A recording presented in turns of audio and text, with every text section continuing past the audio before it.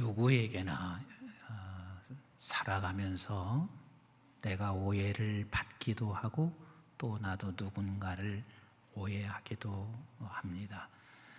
이것은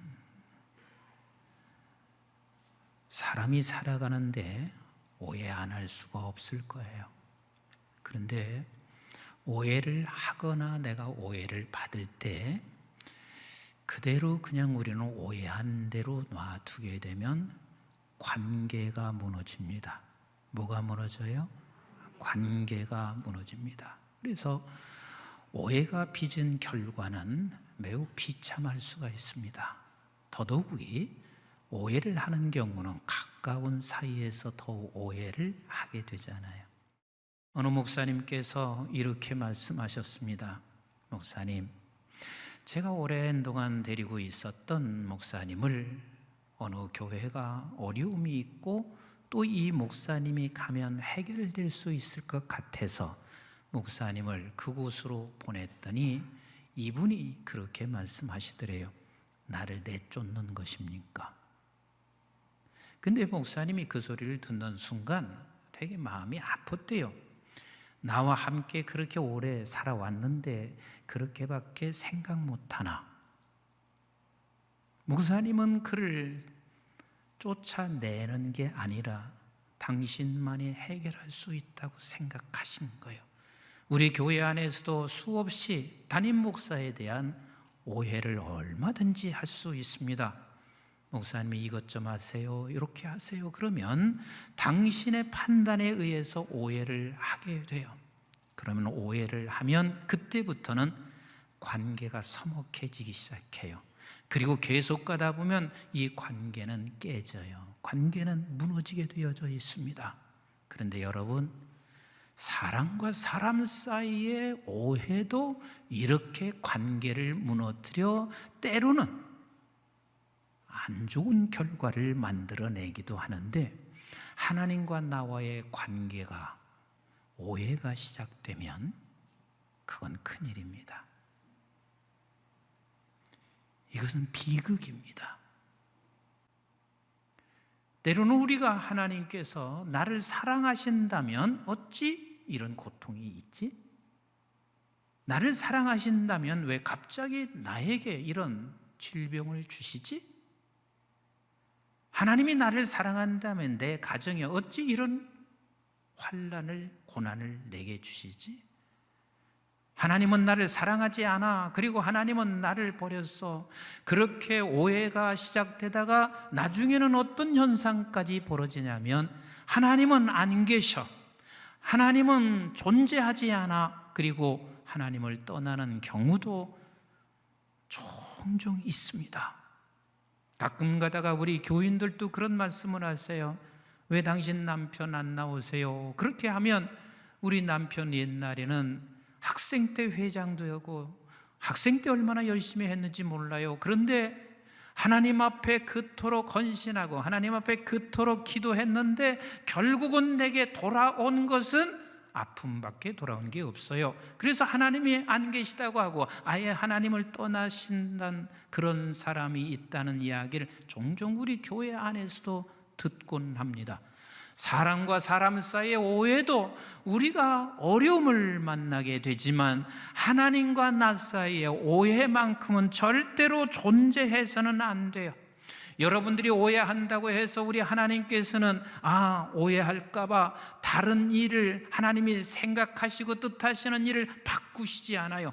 오해를 해도 하나님은 우리를 향한 그 뜻을 그대로 이끌고 가시는 우리 하나님이십니다. 절대로 바꾸지 않습니다. 여러분, 오늘 본문이 그렇습니다. 우리 주님께서 지금 어디를 가시고 있냐면, 어디를 가신다고요? 그렇죠, 예루살렘을 향해서 가시고 있습니다. 그래서 끊임없이 누가복음에서 계속해서 주님 말씀하시는 예루살렘으로 올라간다, 예루살렘으로 가고 있다. 그래서 누가복음 19장에서도 예루살렘으로 가고 계신 주님께서 제자들을 향하여 지금 열무나 비유를 말씀하시고 계십니다. 여러분들이 생각할 때는 이게 간단한 말씀인 것 같지만요, 사실 우리 주님께서 예루살렘을 올라가시면서 열무나 비유를 말씀하실 때는 마음이 너무 무겁습니다. 그리고 제자들을 향한 이 안타까운 마음에서 열무나의 말씀을, 비유를 말씀하시고, 그리고 이 비유가 마치자마자 주님은 또 이렇게 말씀하세요. 누가복음 19장 28절 같이 한번 보실래요? 시작. 예수께서 이 말씀을 하시고, 이 말씀은 열무나에 대한 비유를 말씀하시고, 이 말씀을 하시고, 시작. 예루살렘을 향하여 앞서서 가시더라. 예루살렘 왜 가신다고 그랬죠? 예루살렘 왜 가신다고 그랬죠? 죽으시러 가시는 거예요. 십자가에 달려 죽는 그 순간, 지금 내가 사랑하는 제자들은 다 한결같이 주님을 오해하게 될 것입니다.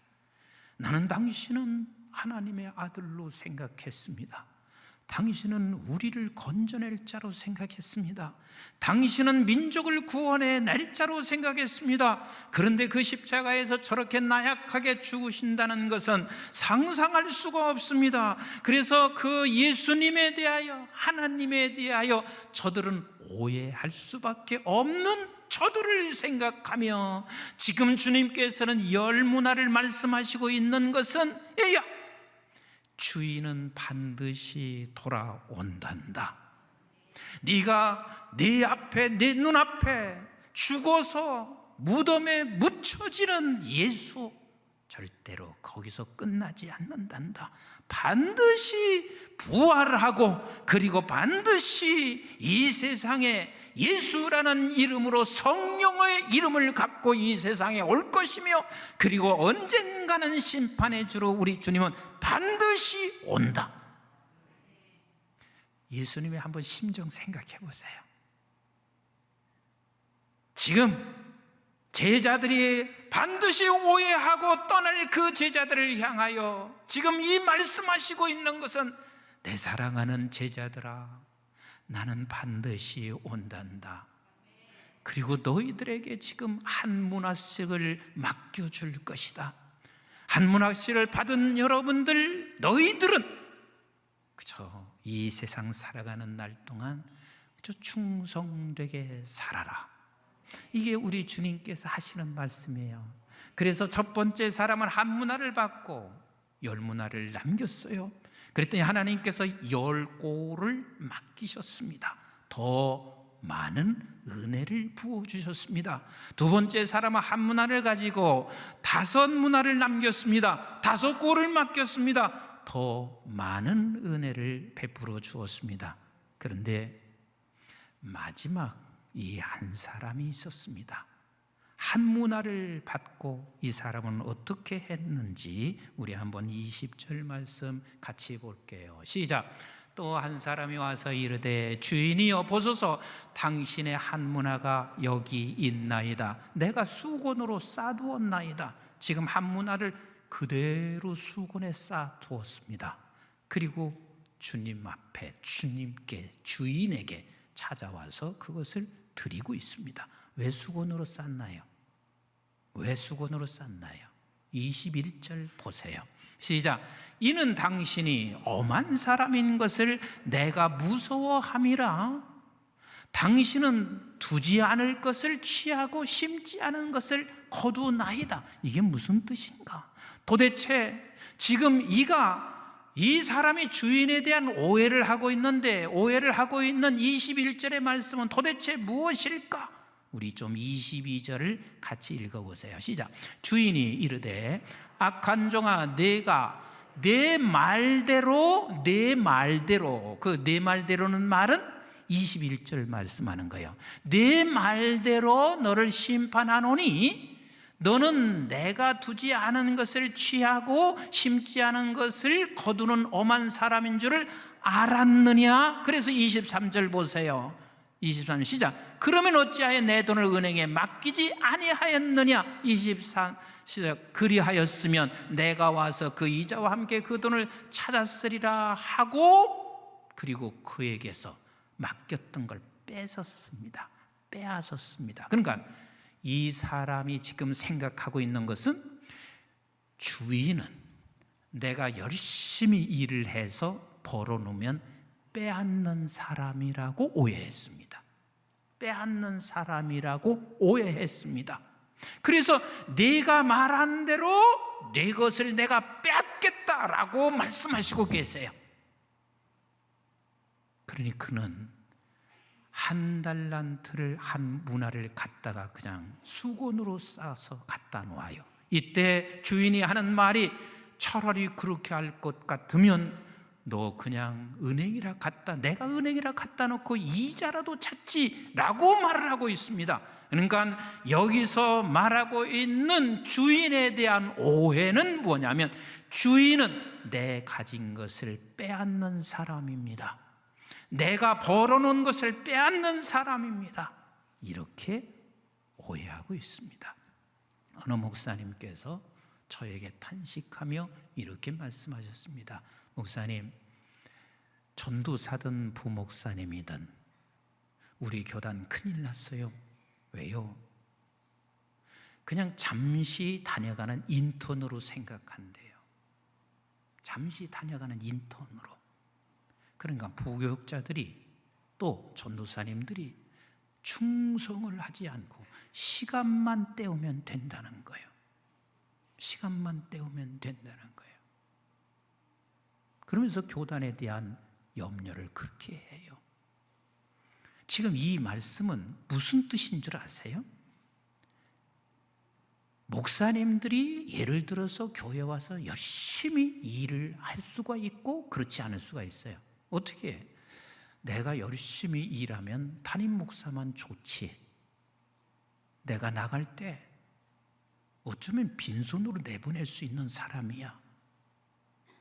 이렇게 지금 오해한단 말이야. 그러면 그렇게 오해하는 사람이면 열심히 충성할까요? 안 할까요?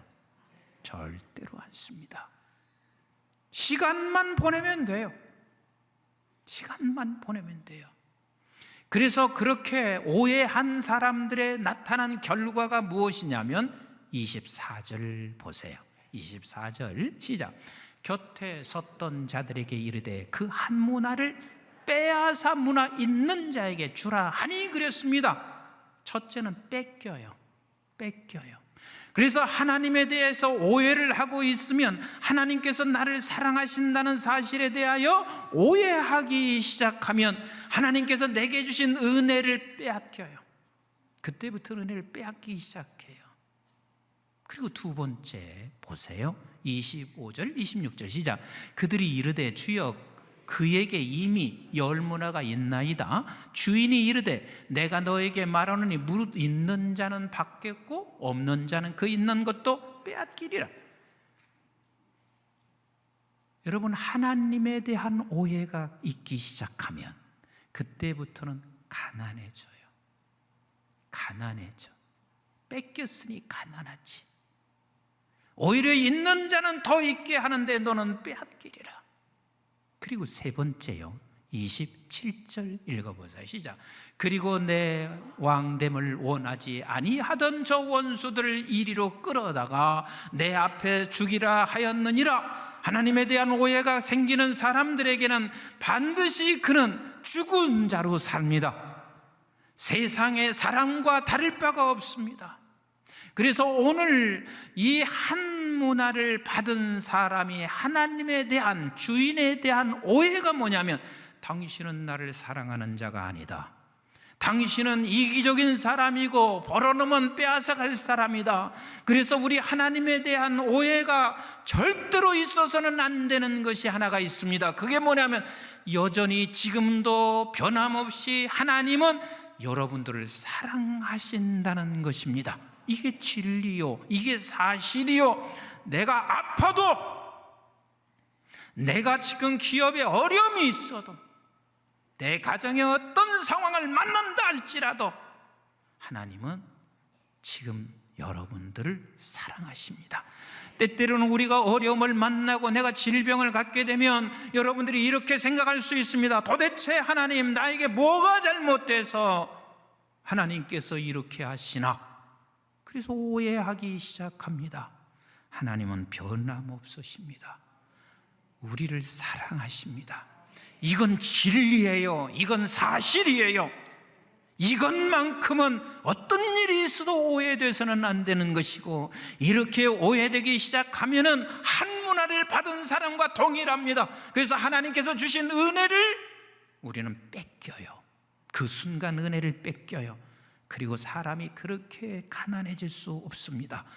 가지고 있어도 가난해지고, 내가 어떤 명예를 가지고 있어도 가난해지고, 그리고 결국은 멸망의 사람, 세상의 사람과 죽은 자와 다를 바도 없이 살아갈 수밖에 없습니다.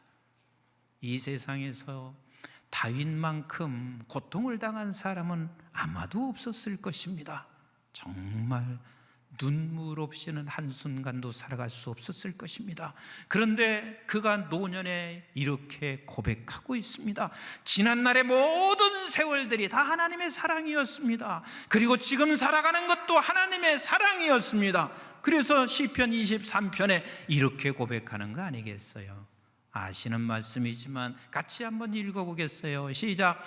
여호와는 나의 목자시니 내게 부족함이 없으리로다. 내 목자셨다. 평생 내 목자셨다.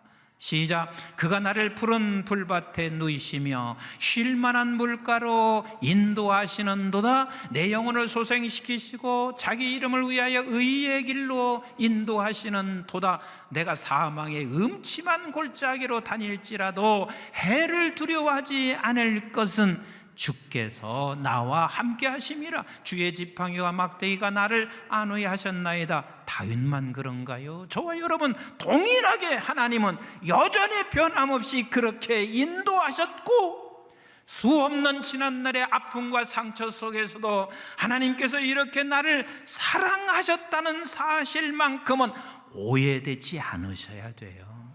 조금 더 읽어봐요. 시작. 주께서 내 원수의 목전에서 내게 상을 차려주시고 기름을 내 머리에 부으셨으니 내 잔이 넘치나이다. 내 평생의 선하심과 인자하심이 반드시 나를 따르니 내가 여호와의 집에 영원히 살리로다. 우리 하나님은 지금도 사랑하십니다. 한 분 한 분들을 극진히 사랑하십니다. 그런데 우리의 환경은 그것을 오해케 만듭니다. 우리의 현실은 그것을 오해케 만듭니다. 그게 오해되면 은혜 빼앗겨요. 그게 오해가 되면 진짜 가난하게 살아요.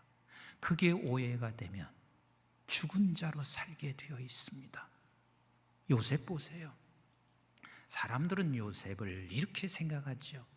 총리 대선에 올라와 있는 그 요셉을 자랑스럽게 생각하고, 우리 모두가 다 그걸 꿈꿀 수 있을지 모르겠어요.